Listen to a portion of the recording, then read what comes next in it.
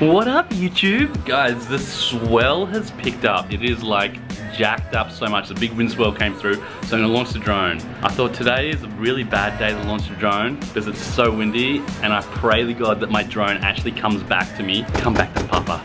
Come back to Papa. Let's go get some surfers. Ew.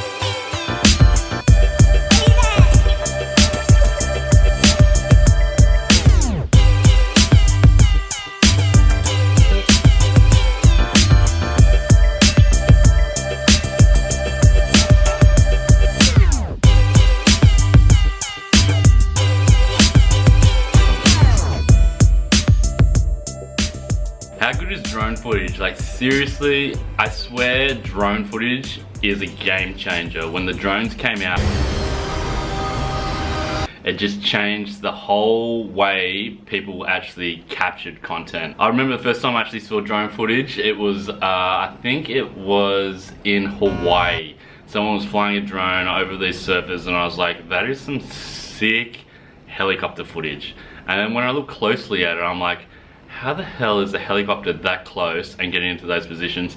And then I looked further and it was a drone, and that was the moment I'm like, this is gonna change everything. And when DJI released their drones that was so small and compact and picking up the best like 4K footage, OMG. Picking up content is such a huge thing. I get so many people ask me, Dan, what drone do you use?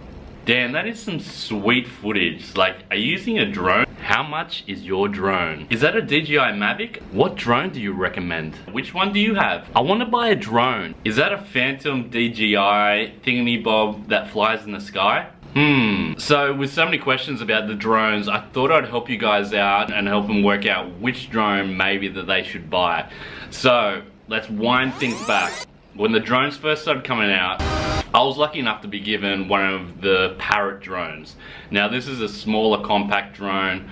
I got some sweet footage. I took this to the Philippines. This was the first time I flew this drone. To me, I was in love with it. I could fly it straight off my phone. It was small enough to fit inside a backpack. It was a sweet drone.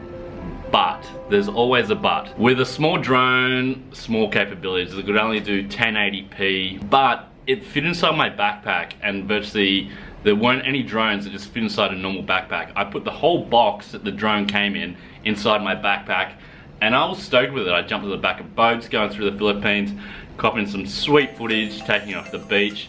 It was just one of those drones I was like, I don't really have to think twice about packing this because it's small. When I crashed that drone into a limestone cliff, it sunk to the bottom of the ocean. My boat driver's like, is that meant to happen? It's waterproof, right? I just put the phone down and I'm like, nah, that thing is dead and gone. Sayonara, little parrot. My boat driver jumped into the water, swam over, dove to the bottom of the ocean, picked up the drone, brought it back to me. What an absolute guru. Thank you, boat driver. I wish I knew your name.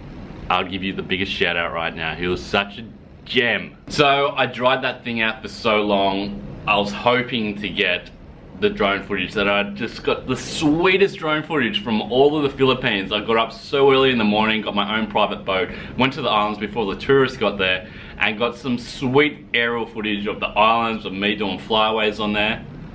All gone. You know why it was all gone? Firstly, because it sunk to the bottom of the ocean. It all went because all the data was actually on the drone.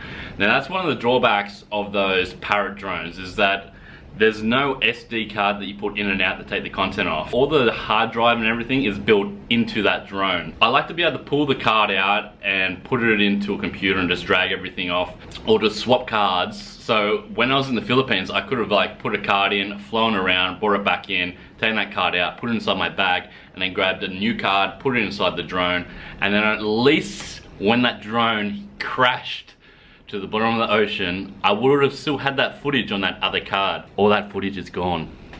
Gone! Which drone should you buy and why? I did so much research. I spoke to so many people with different drones, people who had DJIs. I heard other drones were coming out, there were other drones that you could attach a GoPro to. So I ended up buying a DJI 4. Now this is the puppy here. Like, it's a good sized drone. This is the controller. It's a good sized controller. Your phone just fits straight inside here. Takes so many different phones. You can put a little tablet in here as well. These are your aerials. It's a decent sized controller. Now this is a great drone, my friends. Like, if you're looking for a drone that's gonna pick up some sweet footage, can handle a bit of wind, and you're not too fussed on size, then the DJI Phantom 4 is the way to go. Now it's pretty easy to use.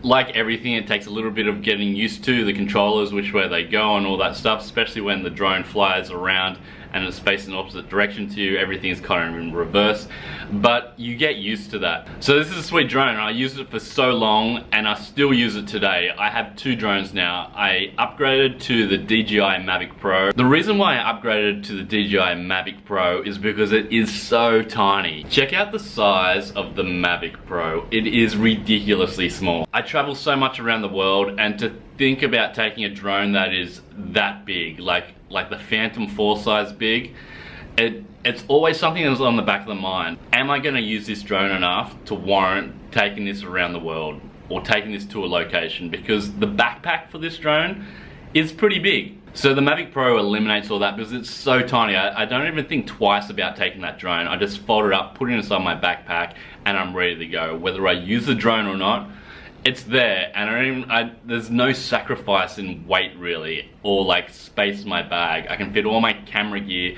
slot the drone in there. If it's sweet, I use the drone. If it's not, I'm not like coming back at the end of the day going, why did I take that drone? I didn't even get any footage. My legs are burning because I carried 2 bags all day. When you put that in comparison to this, the Phantom 4, it is huge. It just folds out. Look at this.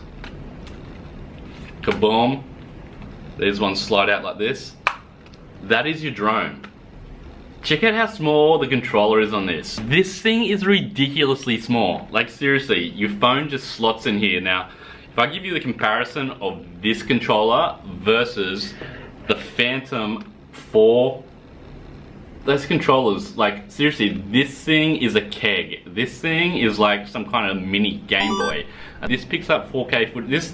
This pretty much picks up everything that the Phantom 4 picks up. I think there's probably a slight reduction in quality because the sensor's a lot smaller in this, but for online footage like YouTube, Instagram, Twitter, this is totally fine. If you want to do something a little bit more high spec, I'd go for the Phantom 4, or even step it up to the Phantom 4 Pro that does 60 frames a second, which you can get some sweet slow-mo footage out of that. Anything up from there, like the Inspire, the DJI Inspire, it's such a huge drone. Unless you're doing TV commercials, really high-end footage, or you just want that quality, go get it. But the drawback is that it's so big. It's cumbersome. You need to have a full-on box to take that thing around. I think there's a whole heap of different rules that apply because the weight of that drone is so much bigger. There's also the GoPro Karma as well, which is meant to be a great drone. Kind of more bang for your buck is the GoPro Karma because you get a drone, you get a camera, and you get a stabilizer. So all three of those things are great for traveling and for picking up some sweet footage. The Mavic Pro, kind of similar size, I guess, to the Karma. I think this might be a touch smaller, but there's no camera that you can take off. So this is your drone and camera. So I hear you still saying, Dan, which drone should I still get? You've shown me so many pros and cons of all of them. Which drone do I get? Well, it's totally up to you. If you want more bang for your buck, you want to have a whole heap of parts like a camera, a drone, and a stabilizer, go for the GoPro Karma because you get 3 things in one. If you're going to be filming from one location, you're going in and out of cars, you don't mind taking a big backpack, and you want to get some sweet high-end footage, go for the Phantom 4 because it's a great drone and it handles the wind really well. If you're doing a lot of traveling and moving around and space is key, I'd definitely go the Mavic. The Mavic is so tiny. So I can't really tell you exactly which drone to get. I think you can find out which category you kind of fall into there, but seriously, there's so many epic drones out there and there's so many I haven't actually tested. Even when I go back to that Parrot drone, that is an epic beginner's drone. If you want to pick up some sweet 1080p footage. I don't find it's as stable as the DJIs. It's a lot lighter, it just moves around the sky a lot more, but it still picks up sweet drone aerial footage. I hope this information helped you guys in some shape or form. There's so many drones out there, do your own research, but hopefully the information I've given you here will give you some kind of kickstart to what kind of drone you should buy. If you guys have any more questions about the drones and any more helpful tips or information, put them down in the comments below. I'll try and get back to every single person. So hopefully that helped you guys out. I'm gonna do a little tutorial on how to actually use the Mavic Pro because there's a few little tricks to the trade to actually get that thing flying really well. I've had so many people ask me who already have the Mavic Pro, Dan, can you give me some tips on this? So I'll try and make a video for you guys coming up. If you love the video, please give it a mighty thumbs up. You guys are the bomb. Please subscribe to this channel if you're enjoying the content. Love to hear from you. Click that little bell next to the subscribe button. It means you'll get a notification when the next video goes live. Have the most amazing day / night wherever you are. Live life to its fullest. Travel safe and say hi to your mum. Peace out. Yeah.